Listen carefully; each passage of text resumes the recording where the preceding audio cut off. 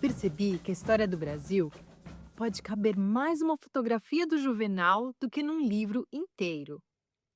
E antes que você diga qualquer coisa, peraí, deixa eu me explicar.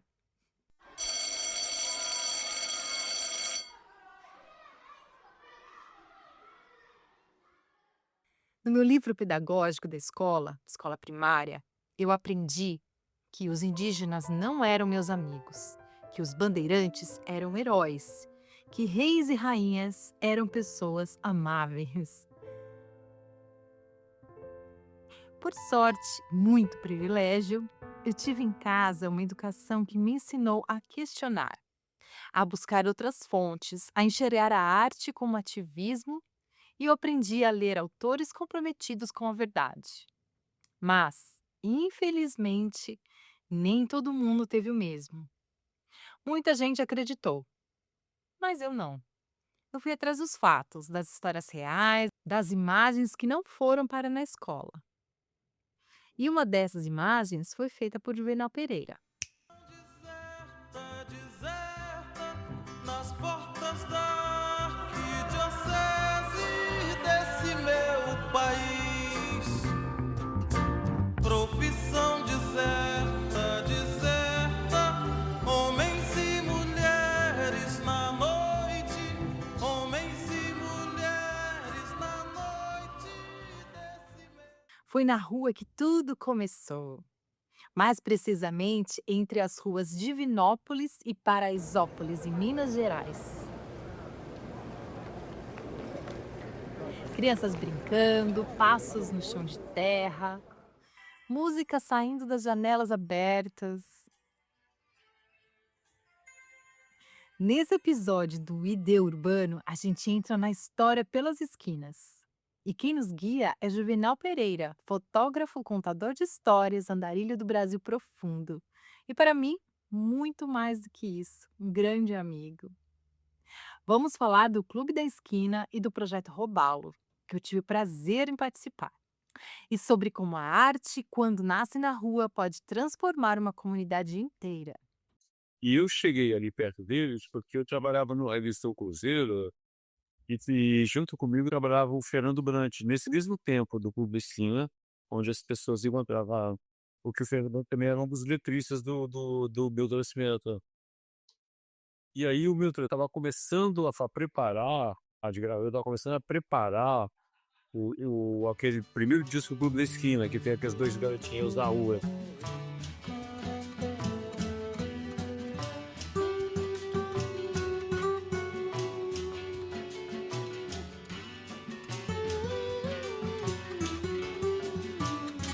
Mas vou sair comigo e falou um monte de amigos do Milton, que ele quer fazer um disco que é homenagear todos os amigos dele com fotinhas do livro. Quando o Juvenal fala do Clube da Esquina, ele não fala só de música. Ele fala de amizade, ele fala de resistência contra a ditadura militar. Fala em precisamente 5 horas de pé, num ônibus velho, junto com nada menos, nada mais do que Lô Borges e Milton Nascimento. Dormiram no chão duro e tudo isso para chegar em Diamantina.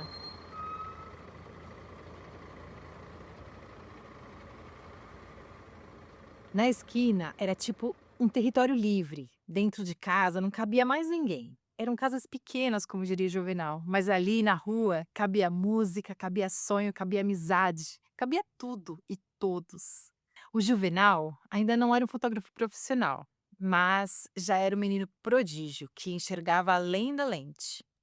Fez as fotos que só o tempo ia revelar. Milton Nascimento, Lô Borges, na paisagem inebriante de Minas, rodeados pela cidade que mais parece uma pintura, com as casas coloniais portuguesas lindeiras, crianças ao redor, um cenário pronto. Uma parte da história capturada pela lente do Juvenal. E você me pergunta, o que isso tem a ver com transformar comunidades através da arte? E eu te respondo, tudo, porque a rua era o palco, a arte era coletiva e o país, mesmo que oprimido, encontrava respiro naquela esquina.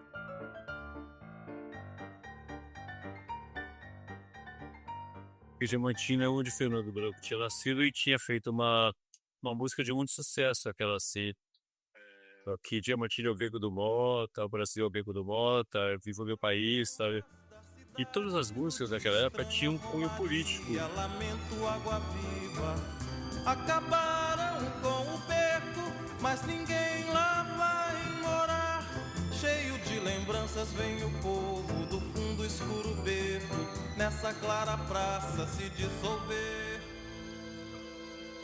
Profissão deserta, deserta, homens e mulheres na noite, homens e mulheres na noite desse meu Sempre país. tiveram, né? Nunca deixou de ter. Mas ele era um político libertário, né? Nós estamos muito mal, né? Muita ditadura, muita prisão, muita coisa ruim. As letras eram letras assim, libertárias, mas para cima, né? Aí o Fernando Brant, já estava famoso, ele propôs uma matéria de todas as pessoas do Rio Destina em Diamantina. Aí fomos as pessoas para Diamantina. Só tinha um carro, foi o Milton e outras pessoas no Volkswagen. E eu, não, no Milton não, foi algumas pessoas do Volkswagen. E eu, o Milton e o Loboy, nós fomos num ônibus de em pé de Belo Horizonte de Diamantina no último ano da noite. Viajamos 5 horas, nós três em pézão, acabou a gente deitando no chão do ônibus e fomos dormindo até chegar em. Aí chegou em Diamantina, já estava lá o cenário formado, havia fazer andar nas ruas, tinha uma música que só chama Dinheiro Bego do Bota, aí do Bota fazer fotos. Nós estávamos fotografando a cidade e de repente estava o Juscelino Kubitschek também ali na cidade, se fotografar e avisar manchete. Aí pensou uma ideia assim, aí eu não era um fotógrafo profissional, eu era um aprendiz, eu tava de freela. E nem era, não, nem contava, eu tava lá fotografando porque eu quero aprender, né? E o Kubitschek tava lá e a ideia de a gente pediu o Juscelino Kubitschek emprestado da manchete, fazer umas fotos com ele. E aí botamos eles assim nos quatro, que era uma cena bonita, né? Sentado ali. E aí com um monte de crianças em volta aqui, o Juscelino Kubitschek e o Milton Nascimento. O Juvenal sempre caminhou pelas ruas com escuta aberta. Para ele, fotografar é escutar. Escutar o silêncio das coisas, escutar o que a cidade sussurra pelas brechas. Diria o Juvenal, fotógrafo bom é aquele que sabe escutar. Escutar com os olhos, com o corpo inteiro. E foi assim que ele eternizou instantes que nunca mais voltariam. São momentos cheios de potência, a rua como um território de memória, afeto e denúncia. A paixão pela rua começou por aí. A brasilidade de cada imagem traz um contexto de rua único. A fotografia, por exemplo, de Romaria, 1975, também é uma memória da história. A beleza da cor amarelada, quente, se mistura com as cores dos vestidos das mulheres.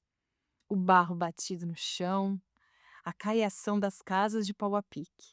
A beleza do olhar de pessoas que se tornaram estrelas diante dos olhos de Juvenal. E é essa arte que conta a verdade, que não deixa as tradições morrerem, imprime a potência do que foi nosso passado e, através disso, preserva toda a identidade de um povo. E essa matéria aconteceu, foi publicada, foi publicada com o título assim, Eles são os Beatles brasileiros. Mas não tinha nenhuma foto minha, porque não era o fotógrafo profissional. Essas fotos só foram conhecidas 16 anos depois, quando o Imediato foi fazer um livro, e é um texto do Marshall Borges, que é assim, Os Sonhos Não Envelhecem. Aí eu tirei essas fotos, eu guardei essas fotos que eu fiz. Guardei no meu acervo, né?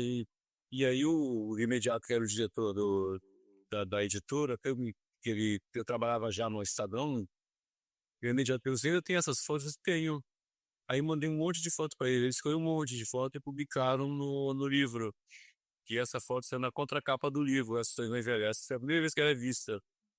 Aí depois ela virou, ficou muito famosa, mais de 1 milhão de vezes já foi feita. Ficava hospedado com eles, assim, eu ia comer lá, porque todo mundo muito duro, então você dar banho na casa de amiga era uma prática, né? Normal, a gente fazia isso direto. Pra ficar lá deles, então e a esquina era um território livre. E também vi os amigos do outro lado da esquina, né? E as pessoas gostavam, ficavam ali até quando era 9 horas, que aí da hora de voltar para casa, né? Digo, um sucesso muito foi um dos melhores discos do mundo, né? Extremamente relevante para os dias de hoje. E viver tudo isso é uma alegria imensa, né? Acho que tem também uma coisa que Minas é muito rico, sempre foi muito rico, né? O ciclo do ouro, que é o ciclo que também trazia muitas artes para Minas Gerais, né? A Diamantina, Ouro Preto, assim, então a história mineira é muito culta, né?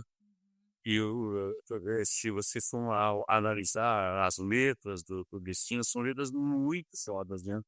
O mais específico do Clubestina, na verdade, era o Milton, Low, Márcio Borges, depois tinha o Beto Guedes, tinha o Toninho Orra, né? Depois, quando eles formaram um grupo, aumentou o clube.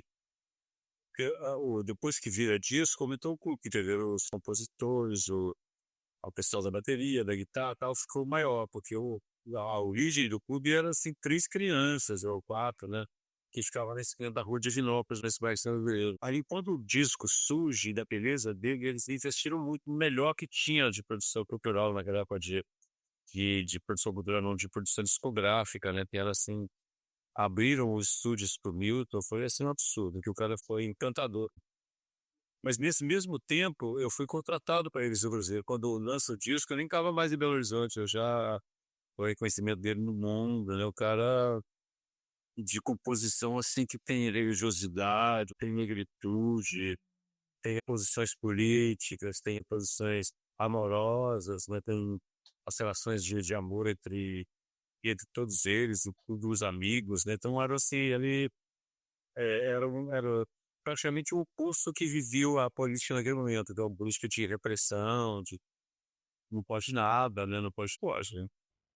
Nossa amizade, que começou na Universidade de São Paulo em meados de 2015, através do catalisador de talentos, o nosso mestre e amigo Arthur Matuc, rendeu muitos projetos incríveis, encontros, festas e, no meio de tudo isso, o projeto Robalo.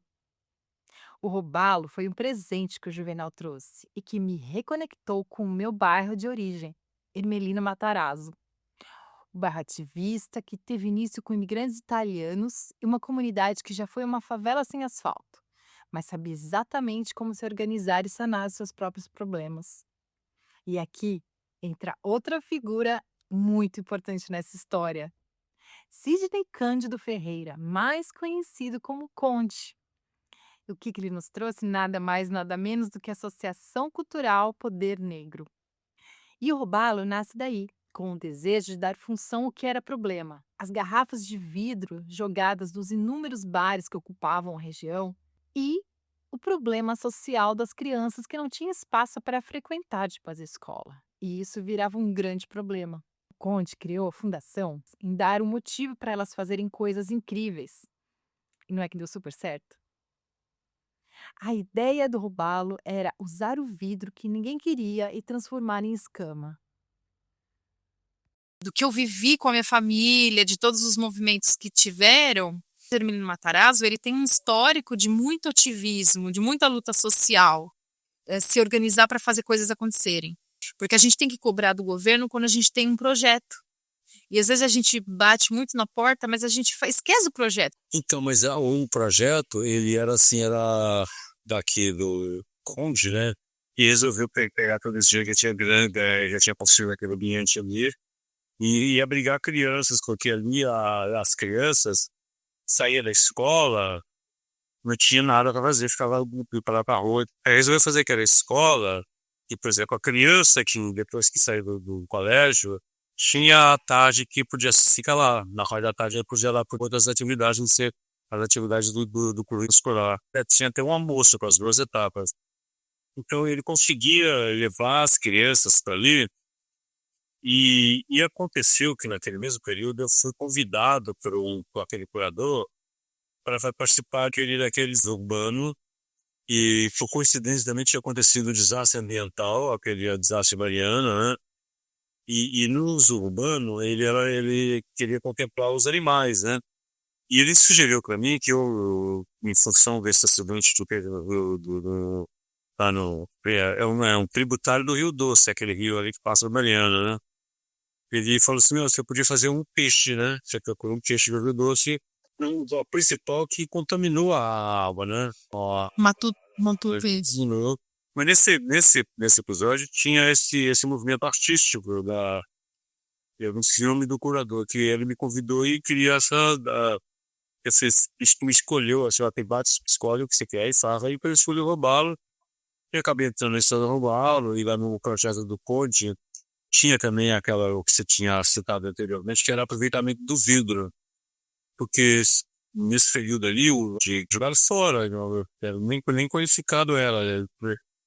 Aí ele começou a estudar isso e fez uma fábrica de manufaturas de vidro lá naquele lugar que tinha na Palmada de Matarazzo.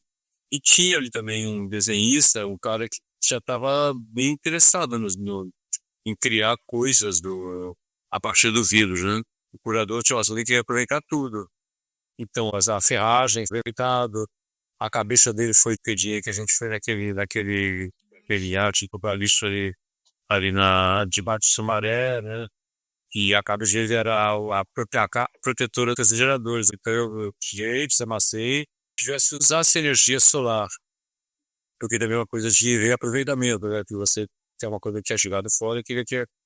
Aí me deu a ideia que o robô tivesse uma luz interior.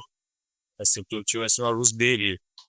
E aí, já que a estrutura dele era passada por causa da ferragem, eu conversei com esse pessoal lá que trabalhava com vidro do projeto, pedi para eles que me ajudassem a fazer escamas. Ou esses vidros reciclados eles fizeram. Os alunos fizeram uma workshop lá e fizeram assim, umas 500 escamas e acabou quando, no final, ele foi sair também com a ajuda de alguns técnicos, sistema de energia solar, que durante o dia captava a energia do sol e quando começava a escurecer, ele acendia a barriga dele. A ideia era usar o vidro que ninguém queria e transformá-lo em escamas. Colocar luz por dentro, usar energia solar.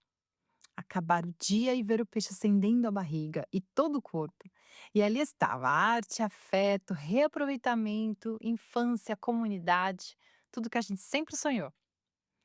E por causa desse amor tão grande que a gente colocou nesse peixe enorme, ele foi parar na Bienal de São Paulo. Eles além de os projetos maravilhosos do lado de fora, fez parte do zoo urbano daquele ano. Foi tudo, foi arte, foi educação, foi afeto coletivo transformado em algo muito especial. E tudo isso nasceu na relação com a rua.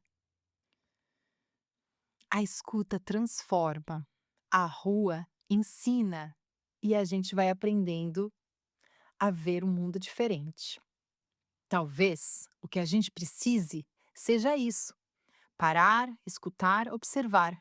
Porque a rua, entre a pressa e a poesia, estão as histórias que ainda podem mudar o mundo. O ideal urbano é onde a cidade se transforma através do afeto. Obrigada por escutar o nosso podcast. Eu estou muito feliz porque esse é nosso segundo episódio oficial, contando histórias mesmo, para valer. Eu espero que você me acompanhe, porque é através do engajamento deste podcast que a gente vai alcançar mais audiência, fazer trabalhos na prática. Um abraço para todo mundo e uma boa semana.